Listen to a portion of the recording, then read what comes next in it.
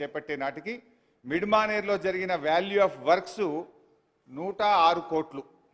ఆ తర్వాత మా ప్రభుత్వం అధికారంలోకి వచ్చిన తర్వాత 775 కోట్ల రూపాయలు ఖర్చు పెట్టి 3 ఏళ్ల తర్వాత మిడ్మానేర్ ప్రాజెక్టును పూర్తి చేయడం జరిగింది. అంటే ఇంత పచ్చిగా సత్యదూరమైనటువంటి విషయాలను మా ప్రభుత్వంలో పూర్తి చేశారని చెప్పారు. This is false number 1. ఇకపోతే అధ్యక్ష రెండో విషయానికి వస్తే ఇందాక నేను అదే ఛాలెంజ్ చేసిన, ఒకవేళ మిడ్మానేర్ కానీ మీ సమైక్య రాష్ట్రంలో మీ కాంగ్రెస్ పాలనలో పూర్తయి ఉంటే నేను ఎమ్మెల్యేగా రాజీనామా చేసి మళ్ళీ ఈ సభలో అడుగు పెట్టను అని కూడా ఛాలెంజ్ చేసిన నేను. సో అదే సందర్భంలో నేను మిమ్మల్ని మైక్ అడిగితే మీరు నాకు ఇవ్వలేదు. సో ఇంత పచ్చి అబద్ధాలు మాట్లాడకూడదు. Point number 1. పాయింట్ నెంబర్ 2, ఖర్చులు వర్సెస్ ఆయకట్టు. ఖర్చులు వర్సెస్ ఆయకట్టులో ఈ బుక్కులోనే 2 చోట్ల 2 రకాలుగా చెప్పినారు. అసలు విషయం ఇంకా వేరే ఉంది. బట్ ఈ బుక్లోనే 2 చోట్ల 2 రకాలు చెప్పారు. పేజ్ నెంబర్ 8లో ఈ బుక్లో ఏం చెప్పారంటే, పేజ్ నెంబర్ 8 టేబుల్ నెంబర్ 2.1 ఇందులో ఏం చెప్పారు అంటే అప్ టు 1956 అంటే 2014కు ముందు మొత్తం కలిపి ఏం చెప్పారంటే 57,79,000 ఎకరాలకు నీళ్ళు ఇచ్చాము, ఖర్చు 54,234 కోట్లు ఖర్చు పెట్టాము అని ఈ పేజ్ నెంబర్ 8లో చెప్పారు. 54,234 కోట్లు ఖర్చు పెట్టి 57,79,000 ఎకరాలకు నీళ్ళు ఇచ్చామన్నారు. మరి ఇదే బుక్లో పేజ్ నెంబర్ 37 చూడండి. పేజ్ నెంబర్ 37లో ఏం చెప్పారంటే, పేజ్ నెంబర్ 37లో 1956-2014 వరకు ఉమ్మడి ఆంధ్రప్రదేశ్లో తెలంగాణ ప్రాంతంలో నీటిపారుదల ప్రాజెక్టులపై 54,234 కోట్లు ఖర్చు పెట్టి 41,76,000 ఎకరాలకు నీరు అందించాం. ఇక్కడనేమో 41 లక్షలు చెప్పారు, ఇక్కడనేమో 57,79,000 ఎకరాలకు నీళ్లు అందించామని ఒక పుస్తకంలో 2 ఫిగర్లు డిఫరెంట్ ఫిగర్స్ కోట్ చేసినారు.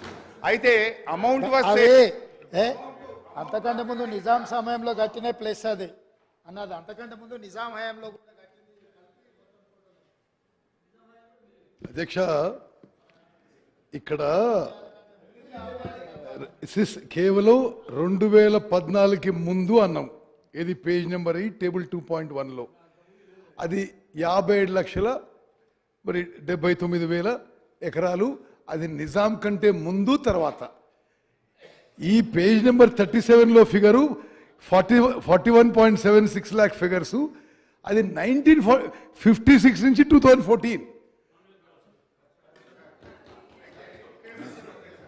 దొరికింది. మాకు మంచిగా దొరికింది ఏంటంటే అక్కడ ఖర్చు 54,234 కోట్లు పెట్టిండ్రు, ఇక్కడ ఖర్చు 54,234 కోట్లు పెట్టిండ్రు. అంటే నిజాం కంటే ముందు అయిన ఖర్చు కూడా మీరు లెక్క పెట్టిండ్రు ఇలా.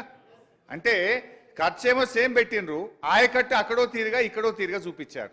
ఇది రెండవ తప్పు అధ్యక్ష. అంటే బేసికల్లీ వీళ్ళు ఏంటంటే ఇప్పటి ప్రభుత్వం ఏదో బాగా ఖర్చు పెట్టింది, ఆయకట్టు తక్కువ వచ్చిందని లెక్కలలో ఒక తప్పుడుగా ప్రజలకు చూపించేటువంటి ప్రయత్నంలో చేసినటువంటి ఒక కుస్తీ ఇది.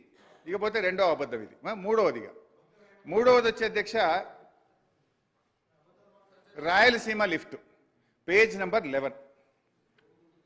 పేజ్ నెంబర్ 11 రాయలసీమ లిఫ్ట్ గురించి ఇందులో ఏం మాట్లాడారంటే అధ్యక్ష నేను చదివి వినిపిస్తా.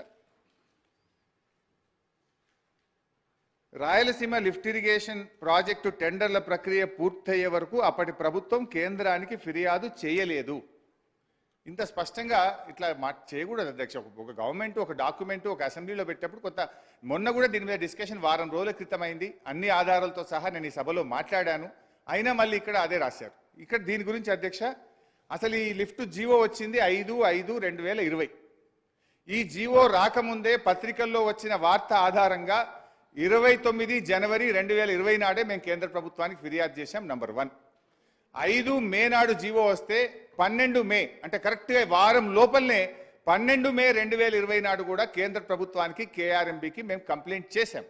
ఆ లెటర్లు కావాలంటే మీ ద్వారా సభకు వారికి పంపిస్తా అధ్యక్ష. కానీ మేము అసలు ఫిర్యాదే చేయలేదు అనేటువంటి ఒక సత్యదూరమైన విషయాన్ని సభ ద్వారా ప్రజలకు చెప్పి తప్పుదో పట్టించడం కరెక్ట్ కాదు. ఇక నాలుగో విషయం అధ్యక్ష ఎందుకంటే ఇది సభని అదేవిధంగా యావత్ తెలంగాణ రైతాంగానికి మిస్లీడ్ చేస్తారు. On the floor of this house నేను ఆన్ రికార్డ్ స్టేట్ చేస్తున్నా,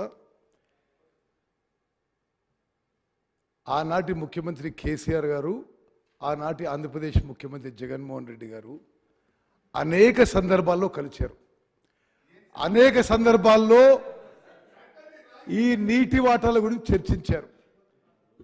ఈ రాయలసీమ లిఫ్ట్ ఇరిగేషన్ స్కీమ్ గురించి టెండర్ కాల్ ఫర్ అయినాక కేంద్ర ప్రభుత్వం నుంచి పిలుపు వచ్చింది, మీరు ఢిల్లీకి రండి, అపెక్స్ కౌన్సిల్ మీటింగ్ చేద్దాము అని.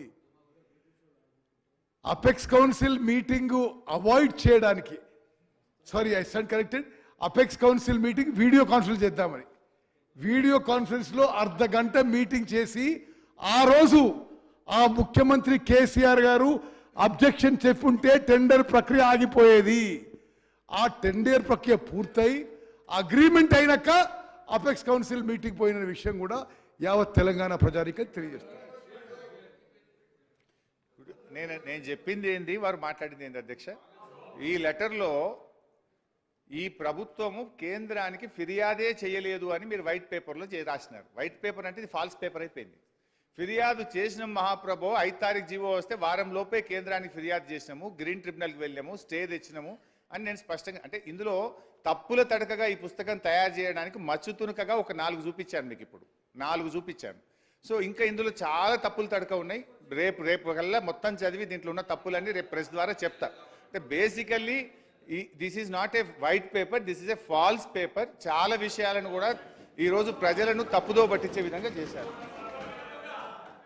అధ్యక్ష. ఇకపోతే అధ్యక్ష ఇదే దాంట్లో ఇంకోటి చెప్పినారు అధ్యక్ష. ఏం చెప్పినారు? పేజ్ 14, ఇంకా చాలా ఉన్నాయి కానీ నేను టైం తీసుకొని నా అసలు సబ్జెక్ట్ పోతుందని నేను I confine to very few things. Page 14లో ఏం చెప్పారంటే, కేఆర్ఎంబికి అప్పచెప్పాలని చెప్పి ఒక నోటిఫికేషన్ కేంద్ర ప్రభుత్వం జారీ చేసిన ఈ నోటిఫికేషన్ను ప్రభుత్వం సవాలు చేయలేదు అని పేజ్ 14లో చెప్పారు అధ్యక్ష. ఇది minutes of the meeting Krishna river management board 19 May 2023 17th board meeting. ఇందులో the special chief secretary I&CAD government of Telangana stated that they do not agree for transfer of components of Srisailam and Nagarjuna Sagar and stressed that the matter may be referred to the Apex Council to discuss common assets and to review the Gazette notification number 2842E dated 15/7/2021. స్పష్టంగా దీన్ని మేము వ్యతిరేకిస్తున్నాము అని చెప్పి కూడా gazette నోటిఫికేషన్ను apex కౌన్సిల్కు refer చేయాలని చెప్పి కూడా ఇందులో చెప్పడం జరిగింది. ఇకపోతే గౌరవనీయులైనటువంటి మంత్రి గారు మళ్ళీ సభను తప్పుదో పట్టించే ప్రయత్నం చేశారు. ఏంటంటే గత ప్రభుత్వం కృష్ణ, అది మొన్న చాలా డీటెయిల్గా సభలో డిస్కషన్ అయింది, నేను ఆధారాలతో సహా సభ ముందు పెట్టాను. కానీ మళ్ళీ చెప్పిన ఒక అబద్ధాన్ని 100 సార్లు ఆడితే నిజమైంది అనేటువంటి రీతిలో ఆనాడు ఎన్నికల ప్రచారంలో గోబల్సే, ఇవాళ సభలో కూడా గోబల్స్ ప్రచారం చేసే ప్రయత్నం చాలా బాధకరం అధ్యక్ష. కేఆర్ఎంబికి ప్రాజెక్టులు అప్పచెప్పింది ఎవరు అనేది నేను మినిట్స్ ఆఫ్ ద మీటింగ్ మళ్ళీ చదివింది కనుక తప్పని పరిస్థితుల్లో నేను కూడా చదవాల్సి వస్తున్నది అధ్యక్ష.